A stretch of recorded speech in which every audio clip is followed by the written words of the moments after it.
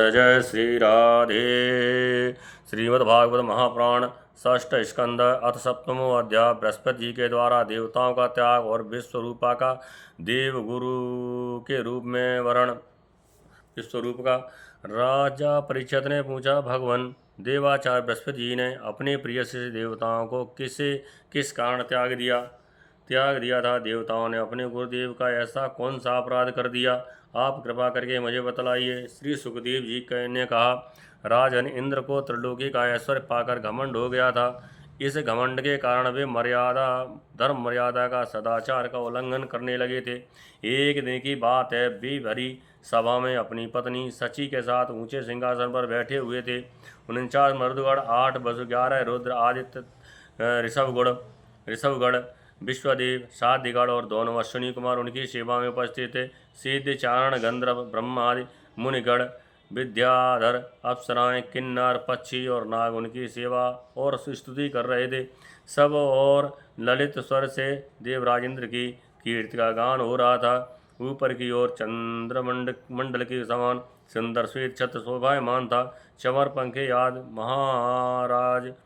महाराजोचित सामग्रियाँ यथास्थान सज्जित थीं। इस दिव्य समाज में देवराज बड़े ही सुशोभित हो रहे थे। इसी समय देवराज इंद्र और समस्त देवताओं के परम आश्चर्य बृहस्पति जी वहाँ आए।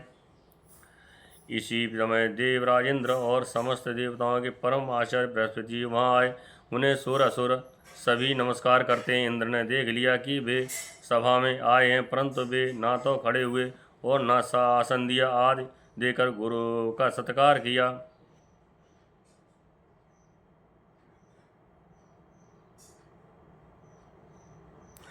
यहाँ तक कि वे अपने आसन से डुले तक नहीं।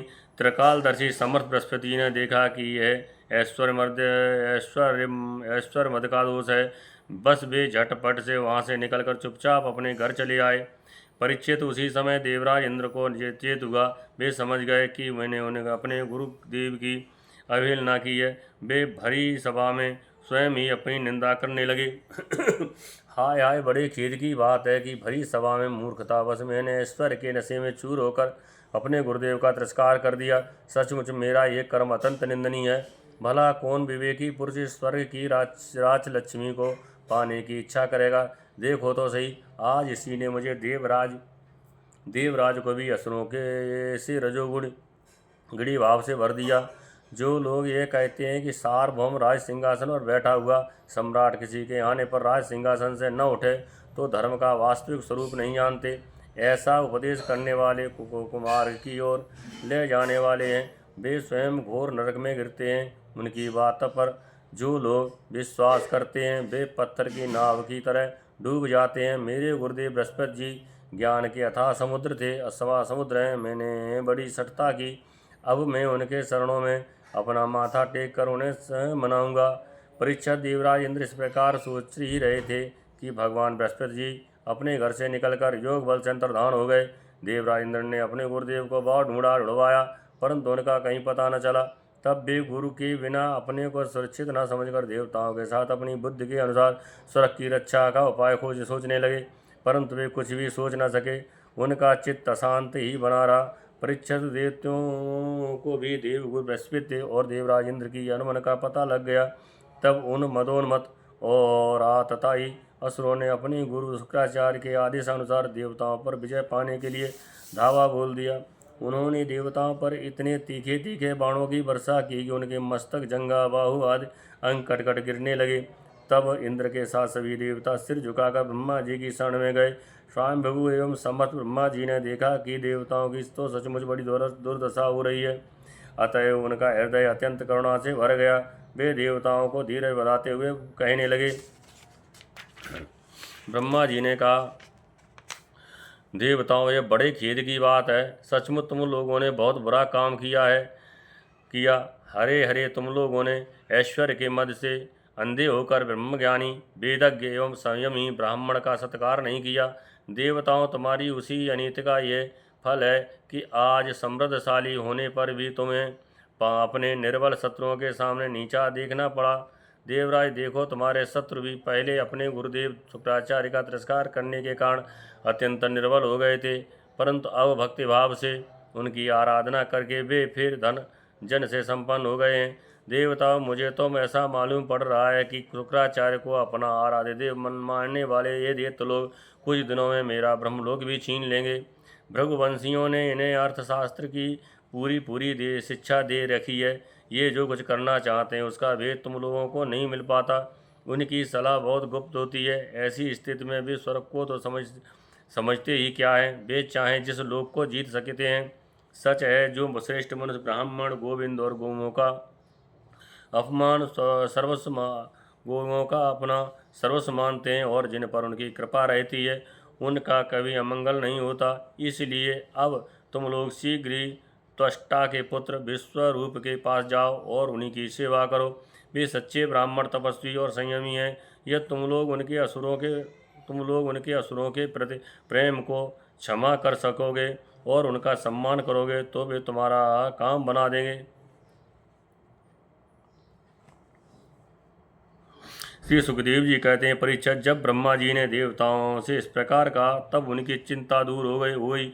वे त्वष्टा के पुत्र विश्वरूप ऋषि के पास गए और उन्हें हृदय से लगाकर यों कहने लगे। देवताओं ने कहा, बेटा विश्वरूप, तुम्हारा कल्याण हो। हम तुम्हारे आश्रम पर अतिथि के रूप में आए हैं। हम एक प्रकार से तुम्हारे पितर हैं, इसलिए तुम हम लोगों की समयोचित अभिलाषा पूर्ण करो। जिन्हें संतान हो गई हो उन सतपुत्रों का भी सबसे बड़ा धर्म यही है कि वे अपने पिता तथा अन्य गुरुजनों की सेवा करें। फिर जो ब्रह्मचारी हैं उनके लिए तो कहना ही क्या है। वत्स आचार्य वेद की पिता आचार्य वेद की पिता ब्रह्मा जी की भाई ब्रह्मा जी की वत्स आचार्य वेद की पिता ब्रह्मा जी की भाई इंद्र की और माता साक्षात पृथ्वी की मूर्त होती है।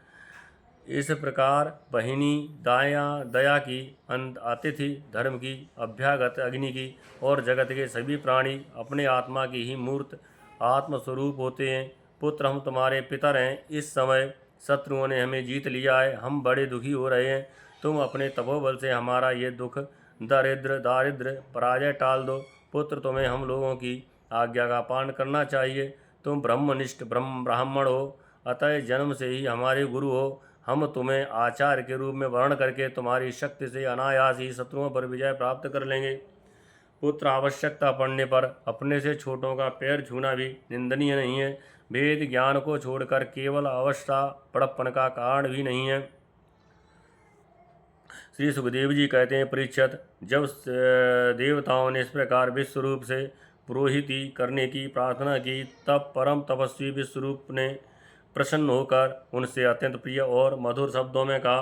विश्वरूप ने कहा, पुरोहिती का काम ब्रह्म तेज को क्षीण करने वाला है, इसलिए धर्मशील महात्माओं ने उसकी निंदा की है। किंतु आप मेरे स्वामी हैं और लोकेश्वर होकर भी मुझसे कि उसके लिए प्रार्थना कर रहे हैं।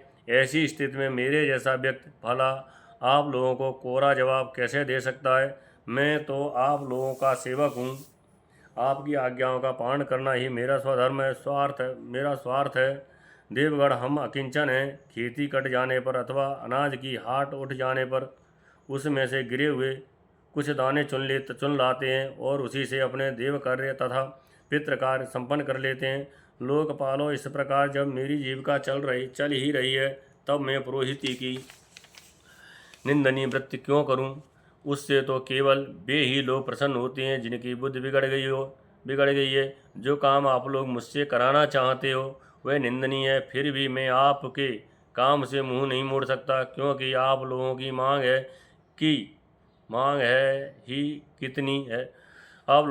ही कितनी है। इसलिए आप लोगों का मनोरथ में तन मन धन से पूरा करूँगा। श्री सुखदेव जी कहते हैं, परीक्षित, विश्वरूप बड़े तपस्वी थे। देवताओं से ऐसी प्रतिज्ञा करके उनकी वर्ण करने पर वे बड़ी लगन के साथ उनकी पुरोहिती करने लगे। यद्यपि शुक्राचार्य ने अपने निहित बल से असुरों की संपत्ति सुरक्षित कर दी थी, फिर भी समर्थ विश्वरूप ने वैष्णवी विद्या के प्रभाव से उनसे वह संपत्ति छीन कर देवराज इंद्र को दिला दी।